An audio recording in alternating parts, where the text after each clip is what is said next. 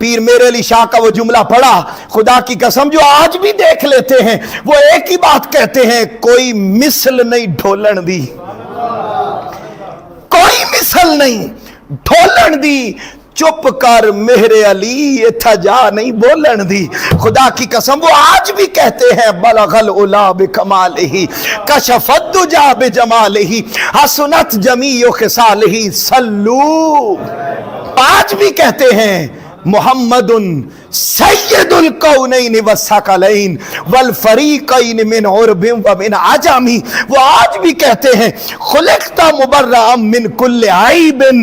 کأنک قد خلقت کما تشاء، اے اللہ کے رسول اللہ نے آپ کو ہر عیب سے پاک پیدا کیا اور ایسا بنایا جیسا آپ بننا چاہتے تھے۔ صحابہ کرام کا اس بات پر اور اس حدیث پر پکا یقین تھا کہ خدا کنت کنزا مخفیا فاحببت ان اعرف، کہ پہلے خدا تنہا تھا، اپنے وجود کے بعد اللہ نے جس ذات کو سب سے پہلے تخلیق کیا وہ نور محمد مصطفیٰ تھا، اور جب نور مصطفیٰ بنایا تو پھر خدا اس نور سے پوچھتا گیا اے میرے محبوب بتا تجھے کیسا بنانا ہے،